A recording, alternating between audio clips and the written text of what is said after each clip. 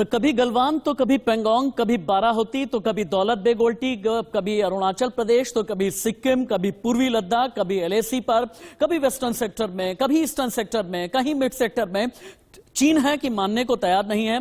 कभी डोकलाम की तरफ चला जाता है, लेकिन अब पेंगोंग के आसपास फिर से चीन बनाने लगा है पुल। नमस्ते मैराशित, इसी का नाम हमने दिया है, चीन का पेंगोंग पाप। लेकिन क्या यह माना जाए कि अब की बार ड्रैगन को माकूल जवाब मिलेगा? क्योंकि पूरी दुनिया में एक ही शोर है, गली गली में यह कहा जाता है कि चीन जमीन चुरा लेता है, चीन विस्तारवादी है, चीन जमीन पर कब्जा करने में यकीन करता है। लेकिन पेंगोंग में पुल क्या चीन की चालबाजी है? चीन को फिर सबक सिखाने का वक्त गलवान के बाद आ गया है क्या? चीन की चालबाज दीवार टूटने का नाम क्यों नहीं लेती? गलवान में मरा हुआ चीन पेंगोंग में वापस क्यों आया है? पेंगोंग में पुल क्यों बना रहा है? और पेंगोंग में एलएसी के पास पुल बनाकर चीन करना क्या चाहता है? क्या फिंगर एरिया में जो दूरी चाइना लगभग 100 किलोमीटर की दूरी तक जाता था, क्या 8 किलोमीटर की यह दूरी यानी फासला कम करके भारत पर और दबाव बनाने की कोशिश कर रहा है चीन? पहली बड़ी खबर, भारत पर प्रेशर बनाने के लिए चीन ने एक बार फिर से की है एक ऐसी हरकत जिसकी वजह से भारत गुस्से में है। पेंगोंग झील के किनारे पर पुल बनाने में लगा है चीन। सैटेलाइट इमेजेस से चीन की हरकत पर बड़ा खुलासा हुआ है। चाइनीज ब्रिज के पार्ट्स तैयार हैं, सिर्फ जोड़ने बाकी हैं। खुरनाक से लेकर के रुदोक तक चीन नया पुल बनाने में लगा है। जो तस्वीरें आपको सैटेलाइट इमेजेस में अभी नजर आ रही हैं, यानी पेंगोंग में खुरनाक से लेकर के रुदोक तक जो चाइनीज इलाका है, यानी चीन के कब्जे वाला इलाका है, वहां पर यह ड्रैगन की नई हरकत है।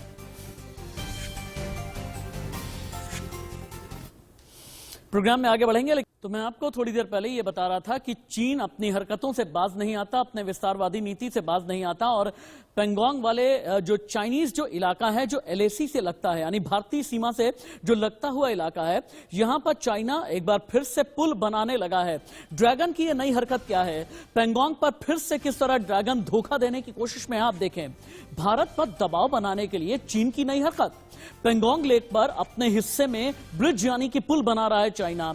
लद्दाख में अब भी चाइना के 60,000 सैनिक मौजूद हैं। चीनी सेना भारतीय सीमा तक काफी तेजी से पहुंच सकेगी अगर यह पुल पूरी तरह से बन गया।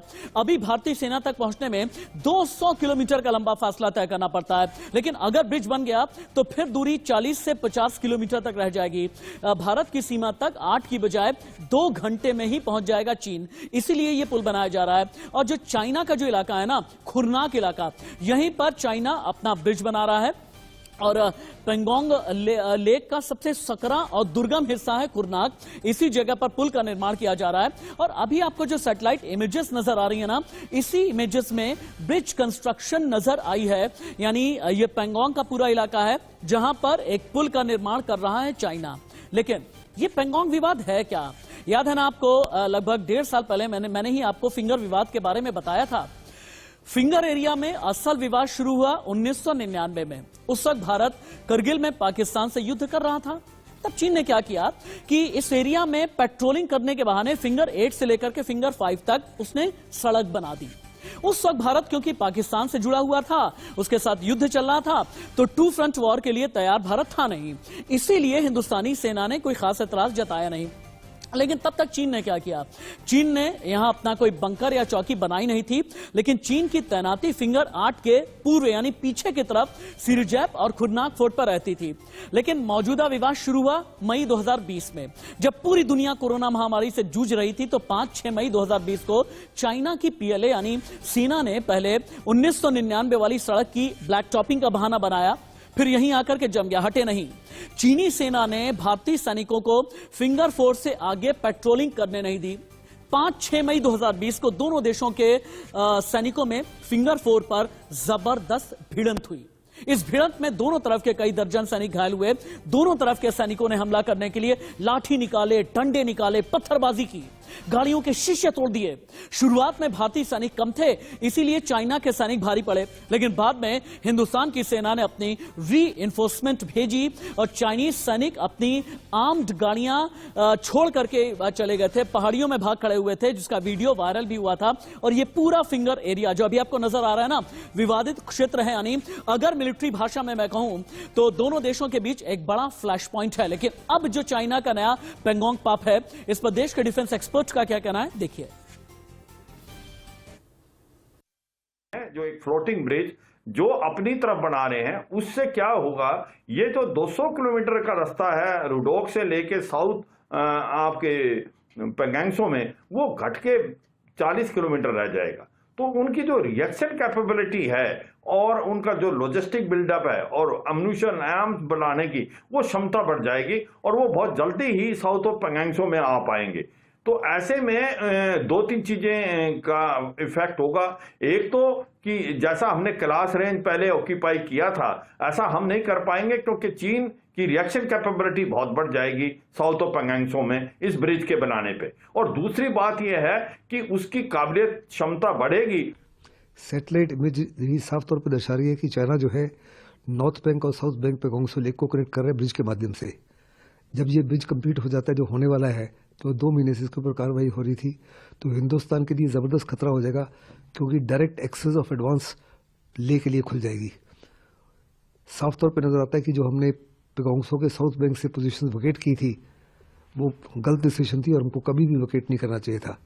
चाइना की इंटेंशन जो है साफ तौर पर नजर आ रही है कि वो हिंदुस्तान के उन इलाकों के ऊपर कब्जा करना चाहता है जो उसके 1959 के क्लेम लाइन के मुताबिक था। इसके बावजूद कि हिंदुस्तान कहता है कि ये मेरी ज़मीन है, हम किसी प्रकार से अपनी सॉवरेनिटी और होमोजेनिटी को और इंटेग्रिटी को कॉम्प्रोमाइज़ नहीं करेंगे, लेकिन चाइना इसको नज़रअंदाज कर रहा है। आगे बढ़ते हुए आपको दिखाते हैं कि भारत और चाइना के बीच ये सीमा विवाद आखिरकार है क्या। आपने डिफेंस एक्सपर्ट को तो सुन लिया है, लेकिन सीमा विवाद के लिए भी जानना आपके लिए बहुत जरूरी है। भारत चाइना के बीच में 3,488 किलोमीटर लंबा बॉर्डर है। लद्दाख में 1597 किलोमीटर, सिक्किम में 220 किलोमीटर लंबी सीमा रेखा है। हिमाचल प्रदेश में भी भारत और चाइना का 200 किलोमीटर लंबा बॉर्डर है। 1962 जंग में चाइनीज फौज अरुणाचल और लद्दाख में आकर के घुस गई। बाद में धीरे धीरे चाइना ने अक्साई चीन पर कब्जा कर लिया। अरुणाचल से तो भाग गया, लेकिन अक्साई चीन में रह गया। लद्दाख से सटा अक्साई चीन 38,000 स्क्वायर किलोमीटर का पूरा हिस्सा है। चाइना यह दावा करता है कि भारत ने अरुणाचल में चाइनीज जमीन दबा रखी है। विवाद सुलझाने के लिए एक पीछे के जमाने में लेकर के चलता हूं। 1914 अंग्रेजों का शासन था, एक सम्मेलन बुलाया गया। 1914 में भारत और तिब्बत के नक्शे पर एक मैकमोहन रेखा नक्शे पे खींच दी गई अंग्रेजों की तरफ से। चीन ने मैकमोहन रेखा को मानने से इनकार कर दिया। चाइना ने कहा कि तिब्बत चीनी प्रशासन के अंतर्गत है, हमारा हिस्सा है। 1947 में भारत आजाद हुआ। भारत ने मैकमोहन रेखा को आधिकारिक सीमा कहा। 1950 में चाइना ने तिब्बत पर कर लिया कब्जा। भारत चाइना के बीच लद्दाख में वास्तविक नियंत्रण रेखा है, जिसे बोलते हैं लाइन ऑफ एक्चुअल कंट्रोल यानी एलएसी। 1962 युद्ध के बाद सेनाएं जहां पर तैनात थीं, इसे ही एलएसी मान लिया गया। लेकिन अभी भी निर्धारित सीमा रेखा भारत और चीन के बीच नहीं है। लेकिन भारत के हैं 7 पड़ोसी, 3 के साथ में सीमा विवाद है।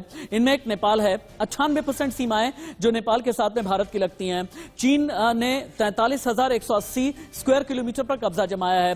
पाकिस्तान 78,000 स्क्वायर किलोमीटर पर कब्जा जमाए बैठा है। हम सीधे चलते हैं अपने डिफेंस एक्सपर्ट के पास में। मेरे साथ 2 देश के जाने माने रक्षा विशेषज्ञ विंग कमांडर प्रफुल्ल बख्शी और मेजर मोहम्मद अली शाह जुड़े हुए हैं। थैंक यू सो मच मेरी रिक्वेस्ट पर मेरे प्रोग्राम में शिरकत करने के लिए।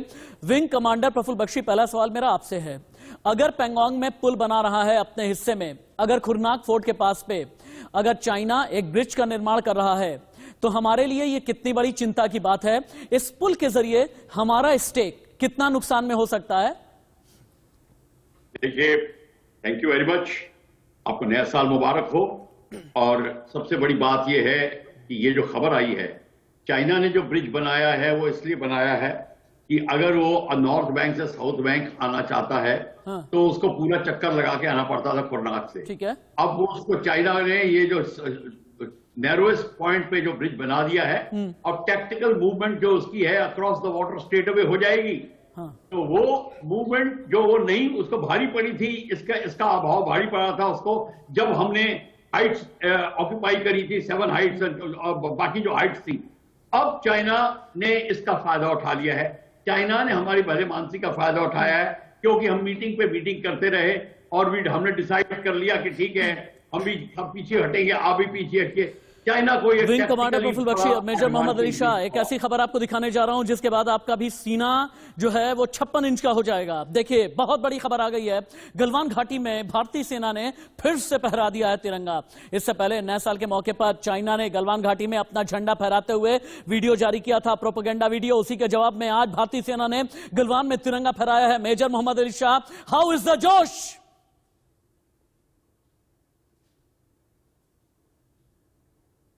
मेजर मोहम्मद अली शाह, गलवान में फिर से तिरंगा देखने के बाद रोंगटे खड़े होते हैं ना? बिल्कुल राशिद भाई, रोंगटे खड़े होते हैं गलवान में फिर से तिरंगा देखते हुए। लेकिन मैं ये नहीं कहूंगा कि फिर से, मैं कह रहा हूं हमेशा से हमारा तिरंगा वहां पे लहरा रहा था, है और रहेगा, और उसके आगे भी। अब चीन जो है बार बार साइकोलॉजिकल वॉरफेयर कर रहा है। अब इन्होंने अगर झंडा वहां पे कहते हैं कि इन्होंने वीडियो जारी किया था अभी कि झंडा लहरा रहे हैं, लेकिन ये हमारे इंडियन आर्मी ने मना कर दिया कि नहीं, ये प्रोपेगेंडा वीडियो है।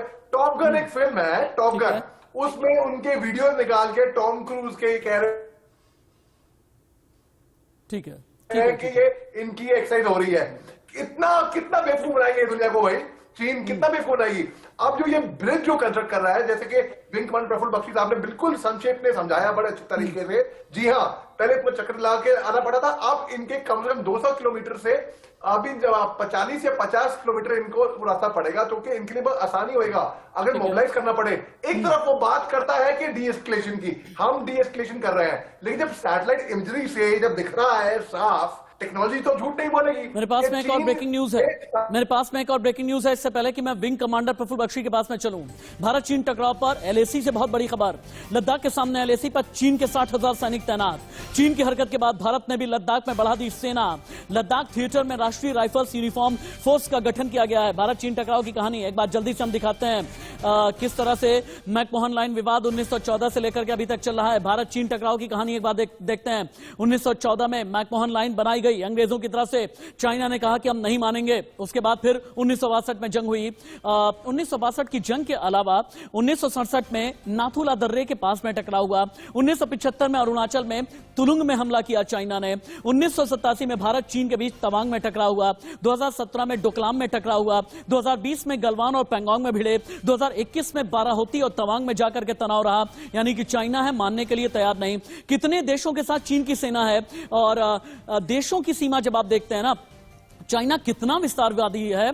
कजाकिस्तान 1543 किलोमीटर की सीमा रेखा, किर्गिस्तान, ताजिकिस्तान, अफगानिस्तान, ये वो मुल्क हैं। इसके अलावा पाकिस्तान, भारत, नेपाल, रशिया, उत्तर Korea, Vietnam, Laos, Myanmar, Bhutan, Mongolia, इन सभी के साथ में चाइना की सीमा रेखा है। लेकिन चीन को विस्तारवादी होने से रोकने के लिए हमें अब आगे क्या करना होगा? 2020 में हमने सबक सिखाया था, लेकिन विस्तारवाद की रणनीति रोकने के लिए भारत को क्या करने की जरूरत है? Wing commander Prafulla Bakshi. देखिए, भारत को चीन की विस्तारवादी का पता तो बहुत पहले से चल गया था। हाँ। ये हमें नहीं कहना चाहिए कि हमको सडनली पता चला है, क्योंकि हमारी नीतियां कमजोर होती थी पहले। ठीक है। तो हमने इस बात को नजरअंदाज करना सोचा, और यहां तक कि वो जैसे कि अभी उन्होंने नई साल में मिठाइयां भेजी, न्यू ईयर्स की ग्रीटिंग वगैरह भी हिंदी चीनी भाई भाई, इसके हम झांसे में आते रहे। ठीक है। हमारी इंटेलिजेंस भी पुअर थी, पर अब मामला सब कुछ चेंज हो गया है। ये जो हमारे जो एडवांस पोजीशंस बनी है, इनको हमको अब एक स्मॉल कंटोनमेंट्स में बदल देना चाहिए। हमारी पोजीशंस परमानेंट होनी चाहिए। और दूसरी बात यह है, हम लद्दाख में और जहां पे भी जगह पे हाइट्स हैं, हमको उनको लेना चाहिए। और अगली 14वीं मीटिंग ठीक है। विंग कमांडर प्रफुल्ल बख्शी, थोड़ी वक्त की कमी है, और मेजर मोहम्मद अली शाह, बहुत बहुत धन्यवाद आपका इंडिया न्यूज पर अपना बेशकीमती समय देने के लिए। लेकिन हाँ, चाइना से हम ये कहना चाहेंगे, डोकलाम में आओगे, पेंगोंग में आओगे, गलवान में आओगे, मारे जाओगे। दौलत बेग ओल्डी तक भी अगर देखने की कोशिश की तो भारत से मिलेगा करारा जवाब।